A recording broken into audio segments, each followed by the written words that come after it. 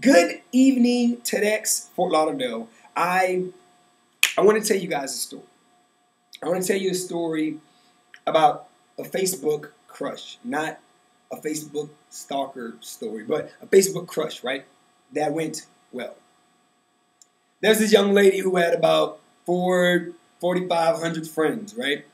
Now, this lady was gorgeous, beautiful, just exquisite, God-fearing. She liked poetry and roses. Poetry and roses, those are two things that she always talked about and what she loved the most, and it happened. That out of 4,500 friends, maybe about 3,900, of course, were men. And I always try to flatter her on Facebook. But every first Thursday of every month, she would make it her way to this poetry lounge, hosted by the great Terry Meredith, Voices and Vibes, right? And she would go there, and she would sit down to listen to poetry, right? And these guys would come to her with their poems and their roses to give to her, right? But of course, she wanted something more. So one by one, in her very elegant and beautiful way, she would turn each one of these guys down, and then something amazing happened. I got a chance to watch. I got a chance to watch and see how each individual man, one by one, was shut down. And I said, I got to get this woman. She is just too beautiful for me to just let her run. She may be the one. She may be the one. So what am I going to do? Just let her pass by? So then I devised a plan. I waited for that Thursday to come by. And after the host Terry got off stage, and there was that little moment before the next poet got on, I went up to her. And in one hand, I had dirt. In the other hand, I had seeds.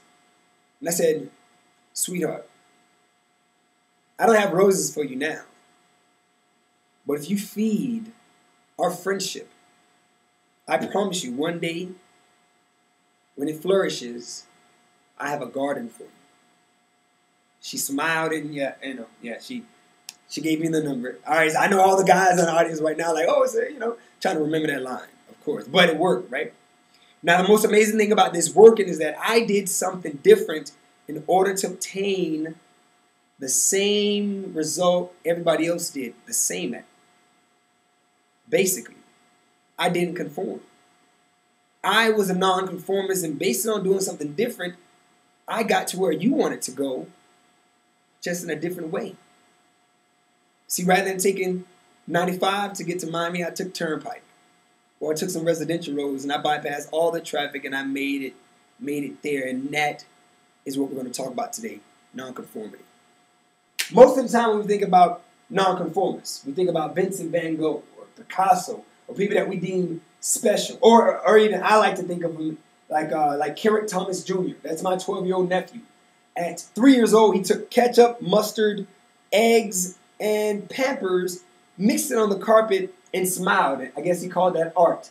And we called that a rug that we needed to replace, right?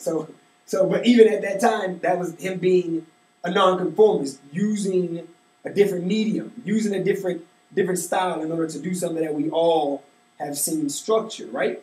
Right? Now, most of us have lost our ability to be nonconformists when we were very young. See, it was a time when you got your first coloring book, when you started coloring on top of the book. You color on the side of the book. You would color like this. It didn't matter, right? This was you. This was all of us at one point in time until somebody grabbed the crayon and told us to color inside the lines.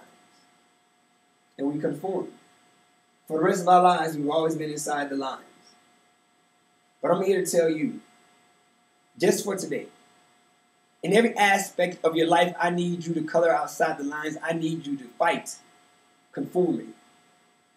If you want to see a better world, if you want to see greatness in your own personal life, I can guarantee you when I'm done this speech, I can show you a reason why you should not conform.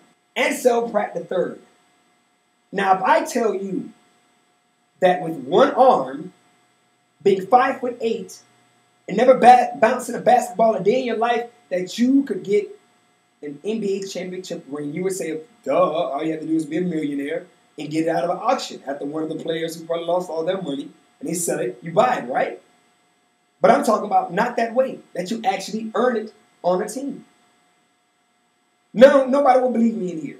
Ansel Pratt III, at 15 years old, was an elite football player at Piper High School.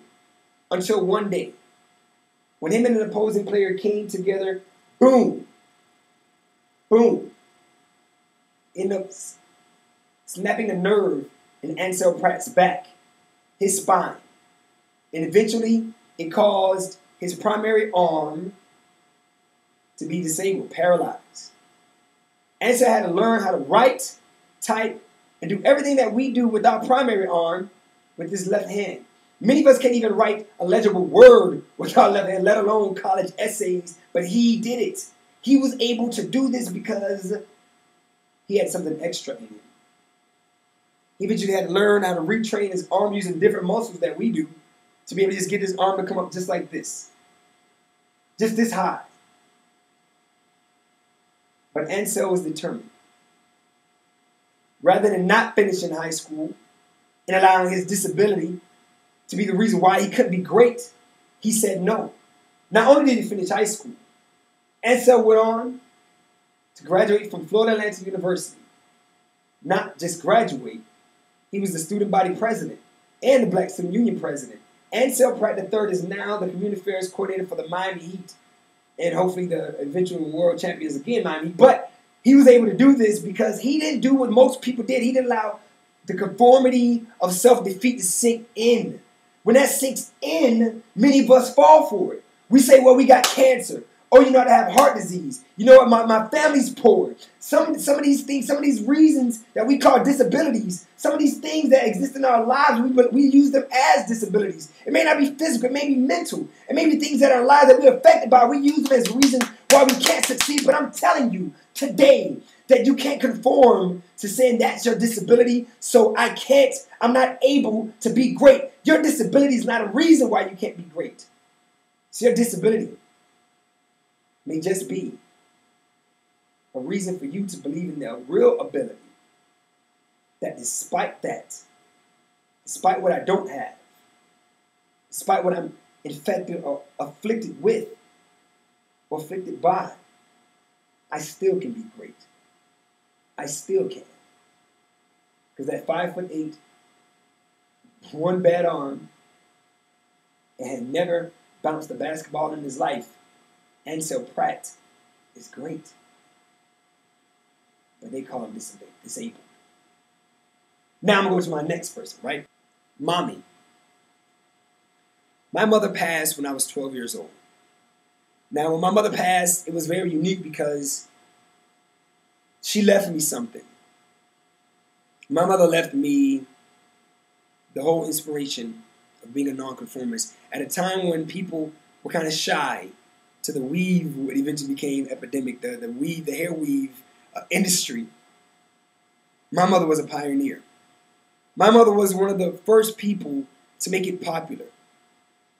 She was creating hair weave hats and going to all these shows and inspiring people on the beauty of it. Now, back then, it was just a multi-$100, maybe even a few $1 million company. Now, it's a $1 billion industry. Billions of dollars are pumped into this industry when everyone said that this would sink. Who wants to wear somebody else's hair in their head? We already have hair.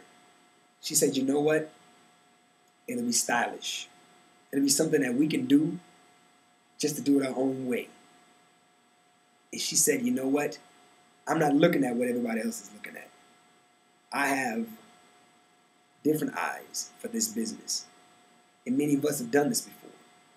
Many of us have looked at our businesses and said, you know what? Let's do what everybody else is doing. And we were kind of shy to jump into something different. We were kind of shy to add on something to our business to make it a little different. But she wasn't shy. She was already great at hairstyling. She said, you know what? How about I add something more to it? How about I jump on the new thing and see what happens? And now she's a pioneer of the hair weave industry, Mabel Robinson. My next person. While most young ladies want to eat ice cream, while most kids right now, if you play the we're going to go like Eddie Murphy, ice cream, right? We're going to go crazy, right? Because, of course, ice cream is is something that we all love, right? Felicia Hatcher said, rather than me chasing ice cream trucks, I'm going to revolutionize the ice cream truck industry.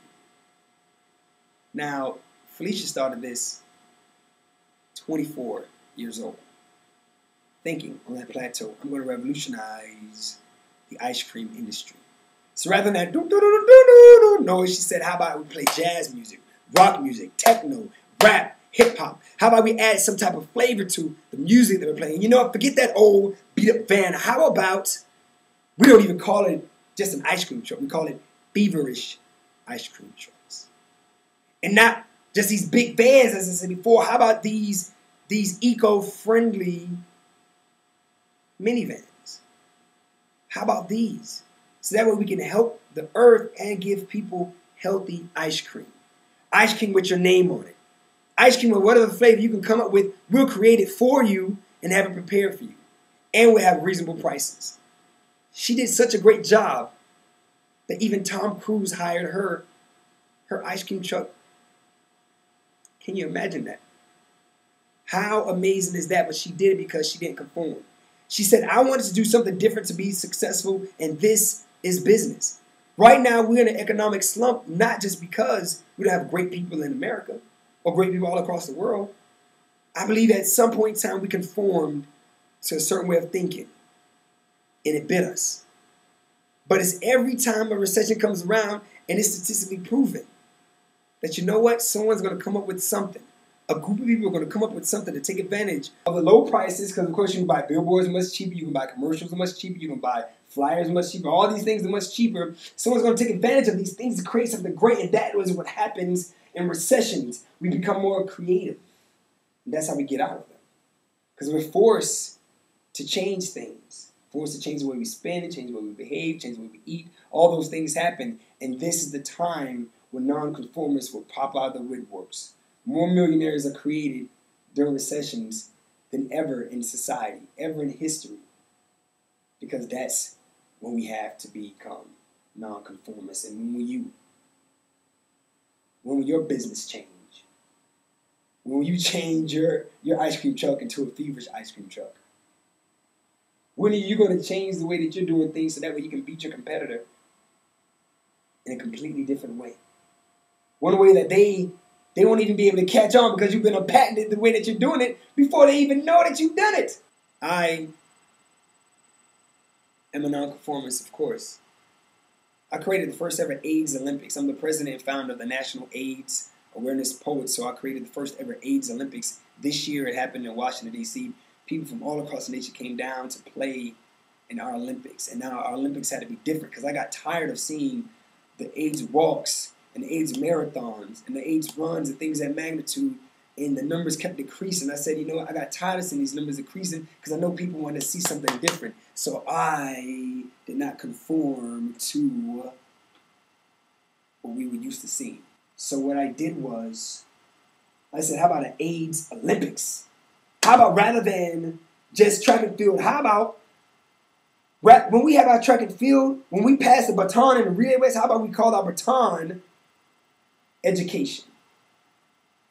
In the finish line, when you cross that finish line, you actually were racing to educate another person so you all could cross the finish line educated about HIV. Then you know, how about another sport that we could play is kickball. So in kickball, what we would do is on the ball we would put the word AIDS, and we would call the area that we're playing kickball in, we would call it the community. So when we knocked it out of the park, when you kick the ball out of the park, you're really kicking AIDS out of the community. You're doing something different. We did it differently. We said, you know what? We're not even going to stop there. We're not just going to do track and field. You know what we're going to do? We're going to do poetry. We're called the AIDS Awareness Poets. We're going to do poetry. So what we're going to do is we're also going to have poetry competitions for all people all across the nation, just to see how many people can inspire the world with their poetry. And one person will get a gold medal and become a gold medal winning AIDS Awareness Poet. All because I did not conform to the way that everybody else was educated. Everybody else was looking for funding. Everybody else was fundraising. Everybody else was doing it this way. I said, you know what? In order to keep HIV alive, we got to keep doing things differently because, of course, if the virus mutates, we got to keep changing as well, and then change happens. My people in the audience, people watching all across the world, understand that conformity is a virus that has a cure. It's called non-conformity. I won the gold medal in the mile at the AIDS Olympics, right? Funny thing about winning the gold medal is that it did something to me. Let me conform a little bit. See, I was a non-conformist because I never won a gold medal. Now that I got it, I conformed myself to winning for this particular reason right here, right? I conformed to being a winner just so hopefully I inspire somebody else today to defeat me and to inspire me to be a non-conformist so I can lose. See, I conform to winning. I want you to make me not conform, be a non-conformist, and lose. Not just at the AIDS Olympics. That's how you can make me a non-conformist again. But I want you to challenge yourself and your friends to be non-conformists in order to obtain whatever goal that they want, whatever illness that they're dealing with. Tell them to have faith. Tell them to do something differently that the doctor said not to do. Tell them to do something differently that, you know what, that your friend said not to do. You know what, you want to get out of this bad relationship. Maybe you just stop talking to your ex and their friends altogether.